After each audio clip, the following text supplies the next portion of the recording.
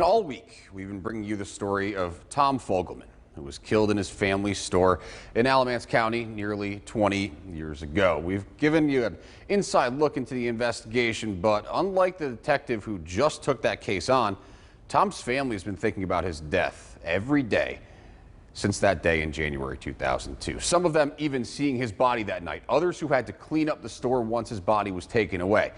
As you'll see here in episode 4 of A Country Store Killing, as they wait and plead for answers, those memories have become part of who they are. I said, Johnny called and we need to go to the store.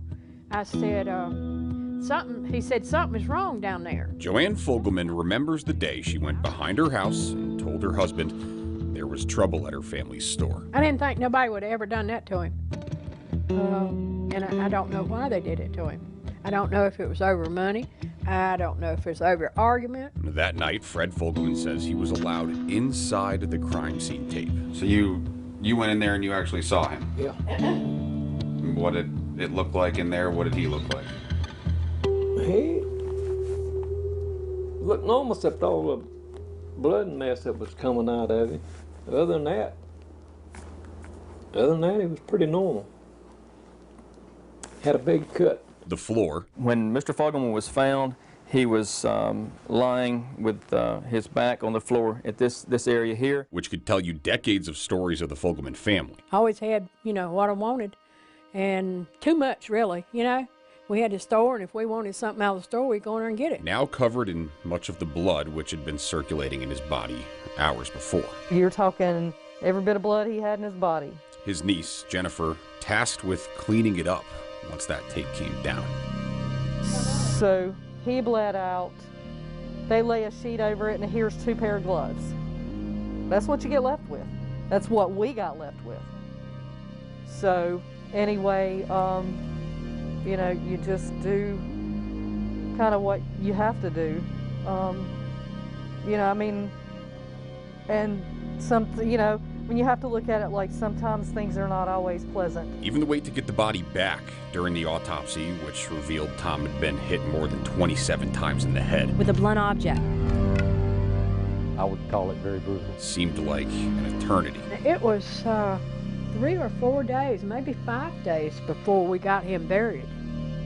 He's buried over in the cemetery where my mom and dad's buried. And also my youngest brother and his wife's buried there too. That younger brother, Wade, died in September of 2013. Yeah, I think about him every day, I wish I knew who done it. More family members passed, going to their final resting places, not knowing who sent Tom to his. It's a hard thing to live with. The days they waited for that autopsy, just a blip. But they beat and beat and beat and beat. On the timeline, the families traveled in their search for answers. They began their work, and they destructed the whole place. Okay. We had nice stuff in the house. The store was everything you'd ever wanted about. But after they got through,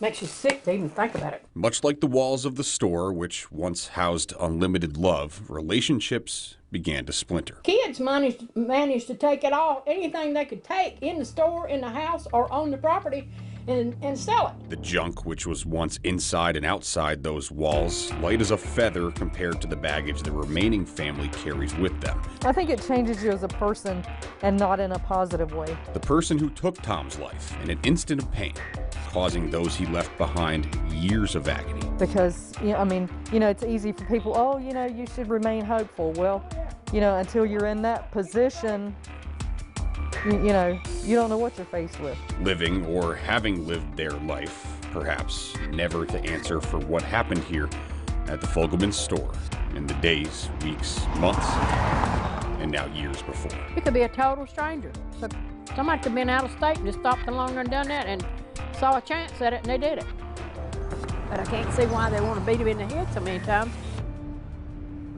We have hours worth of new interviews to go with our previous coverage of Tom's murder. You can hear them in our new podcast, also called A Country Store Killing. The first episode was made available today. You can get it on Apple, Spotify, wherever you get your podcasts. And please spread the word, because someone out there knows something that can ease that family's pain.